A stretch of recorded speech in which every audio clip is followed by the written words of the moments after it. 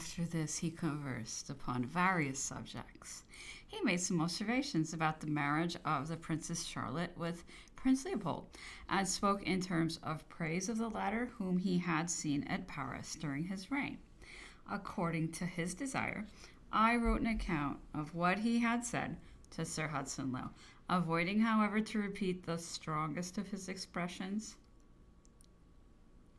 The fourth, Sir Thomas Reed came up to my room at Longwood with a written paper from the governor, containing the new instructions which the latter had received from England. I went to Napoleon and announced him. He asked me if he was in full possession of everything. I replied that he had told me so. He desired me to introduce him. When I went back, Sir Thomas Reed told me that his mission was not a very pleasant one, and that he hoped Bonaparte would not be offended with him, and asked me how he should explain it to him. I told him how to express himself to this effect in Italian. We then went into the garden where Napoleon was. I introduced him and left them together. In a few minutes, Napoleon called countless causes and told him to translate aloud in French the contents of the paper, according as Reed repeated it. When Reed came to my room on his return, he said that Napoleon had been very civil to him, and that so far from being offended, he had asked him the news and laughed, and only observed, as the knight repeated in his Italian, if he should persecute longer, I shall do better, and I shall show to the world that I am enraged by persecutions. In short time, all the others will rise up, and some morning they will kill me. Sir Thomas then allowed me to read the paper, and contents of which were as follows: that the French who wished to remain with General Bonaparte must sign the simple form, which would be given to them, of their willingness to submit to whatever restrictions might be imposed upon General Bonaparte, without making any remarks of their own upon it. Those who refused would be sent off directly to the Cape of Good Hope, the establishment to be reduced in number 4 persons. Those who remained were to consider themselves to be amenable to the laws in the same manner as if they were British subjects, especially to those which had been framed for the safe custody of General Bonaparte, and declaring the aiding and assisting of him to escape a felony. Any of them abusing, reflecting upon, or behaving ill to the governor or the government they were under would be forthwith sent to the Cape, where no facilities would be afforded for their conveyance to Europe.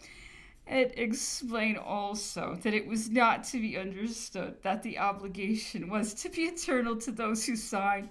There was also a demand for £1,400 paid for books which had been sent out. The whole was couched in language of highly peremptory nature. Sir Thomas then told me that Count Bertrand was to go the following day to Plantation House, and that I might hint to him that if he behaved himself well, perhaps none but domestics would be sent away, but that all depended upon his good behavior. The fifth, while walking down the park in the morning, thinking of the occurrences of yesterday, I heard a voice calling me. Turning about, I was surprised to see the emperor beckoning to and calling me. After he asked how I was, he said, "Well, does this governor continue to lie?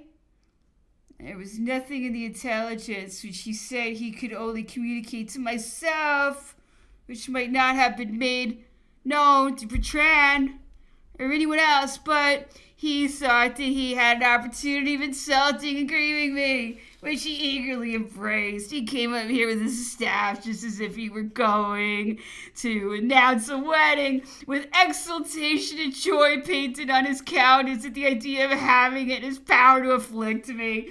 He thought to plant a stilo in my heart, and could not deny himself the pleasure of witnessing and enjoying it personally. Never has he given a greater proof of a bad mind than his wishing to stab to the heart one whom misfortune had placed in his power. He then repeated some parts of the communication of yesterday and observed that it ought to be sent to them in writing, as it was impossible for a Frenchman to understand a communication in English by having heard it read only a few minutes. I took the liberty of strongly recommending that matters should be accommodated as much as possible. As I said, I had reason to believe that the governor was inclined to grant that domestics should be sent away instead of any of the generals, but that if irritated, he might act otherwise. He replied, "You speak like a free man, but we are not free. We are in the power of the hangman. There is no remedy. They will send away the rest by degrees, and it is as well for them to go now as in a little time. What advantage shall I gain by having them here until the arrival of the next ship from England, or until that animal finds out some pretext to send them away?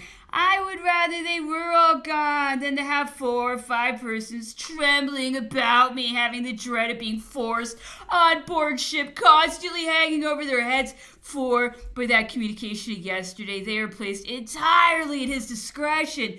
Let him send everybody away, plant sentinels at the doors and windows, and send him nothing but bread and water. I regard it not. My mind is free. I am just as independent as when I commanded an army of 600,000 men. And I told him the other day, this heart is as free as when I gave laws to Europe. He wants them to sign restrictions without knowing what they are. No honest man would sign an obligation without first knowing what it was. But he wants them to sign whatever he likes to impose hereafter. And then with lies, always a command, he will assert that he has changed nothing. He's angry with Las Casas because he wrote to his friends that he was badly lodged and badly treated. Was there ever heard of such tyranny? He treats people in the most barbarous manner, heaps injuries and insults upon them, and then wants to deprive them of the liberty of complaint. I do not, continued he, think that Lord Liverpool or even Lord Castlereagh would allow me to be treated in the way I am. I believe this governor only writes to Lord Bathurst, whom he tells what he likes.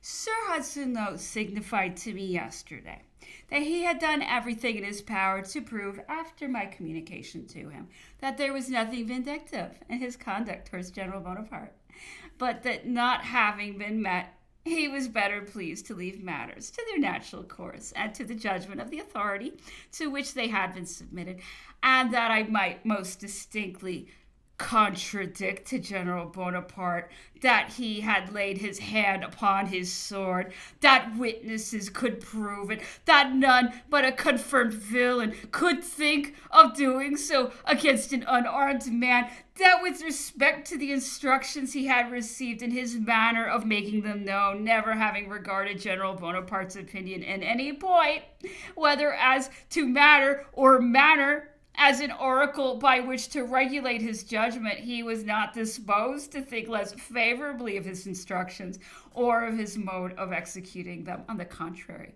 that Bonaparte was, he feared, insensible to any delicacy of proceeding, so that with him one must either be a blind admirer of his frailties, or a yielding instrument to work with, a mere slave in thought to him. Otherwise, he who has business which opposes his views must make up his mind to every species of obloquy. He added that he had sent Sir Thomas Reed with his communication, and concluded by intimating that before General Bonaparte proposed any other style of appellation, he should himself drop the title of emperor. If he wished to assume a feigned name, why did he not propose one? Count Bertrand went to Plantation House, where he learned that Piankowski and 3 of the domestics were sent away. The 9th, Sir Hudson Lowe came up to Longwood, accompanied by Colonel Winward. They went into Captain Poppleton's room, where they appeared to be very busily occupied for 2 hours. During this time, the governor frequently came out and walked up and down before the door with one of his arms elevated and the end of a finger in the angle of his mouth, as was his general custom, but in thought. When he had finished, a sealed packet was given to Captain Poppleton to be delivered to Count Bertrand, after which his Excellency came to me, and after some conversation asked if I thought that any copies had been distributed of Montholon's letter to him. I replied that it was very probable, as there was no secret made of its contents, and that the French, as he well knew, publicly avowed their intention and desire to circulate copies of it. He asked me if I thought that the commissioners had got a copy. I replied very likely.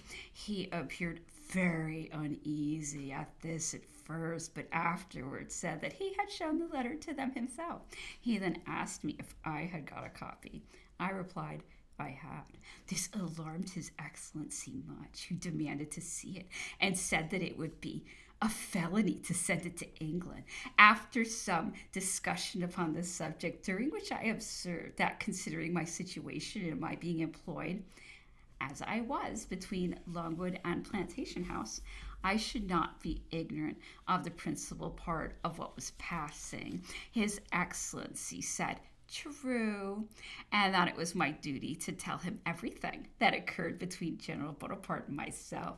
I replied that if there was any plot for his escape or correspondence sending to it, or anything suspicious, I should conceive it my duty to give him notice of it. Also, if anything of political importance was uttered by Napoleon, or anecdote clearing up any part of his history, or which might prove serviceable to him, I would make him acquainted with it. But that I could not think of telling him everything, especially anything abusive or injurious that passed between us, or whatever might tend to generate bad blood, or increase the difference already unhappily existing between them, unless ordered to do so. Sir Hudson at first agreed that it would not be proper to tell him any abuse of himself, but immediately afterwards said that it was essential for me to repeat it, that one of the means which General Bonaparte had of escaping was of vilifying him, that abusing and lessening the character of the ministry was an underhand and a vile way of endeavoring to escape from the island, and therefore that it was incumbent upon me to communicate everything of the kind instantly. That as to himself, he did not care about his abuse, and would never be actuated by vindictive feelings towards him, but that he wished to know everything, that nothing ought to be made known or communicated in England except through him, and that he himself only communicated with Lord Bathurst. Not perfectly agreeing with His Excellency's sophistry, especially when I reflected upon the conversation which I had had with him under the trees at Plantation House 2 days after his last interview with Napoleon. I replied that it did not appear that all the members of His Majesty's government were of a similar opinion, as I had received letters from official persons with a request to communicate circumstances relative to Bonaparte, and returning thanks for my former letters, which had been shown to some of the cabinet ministers. The governor was excessively uneasy at this, and observed that those persons had nothing to do with Bonaparte, that the Secretary of State, with whom he corresponded, was the only one who ought to know anything about the matter, that he did not even communicate what passed to the Duke of York, that none of the ministers except Lord Bathurst ought to know what passed, and that all communication, even to his lordship, ought to go through him and him only.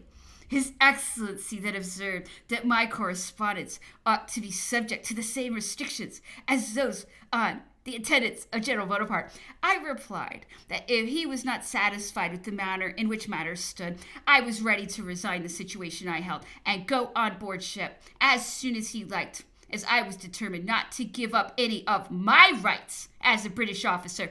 Sir Hudson said that there was no necessity for this, that it would be very easy to arrange matters.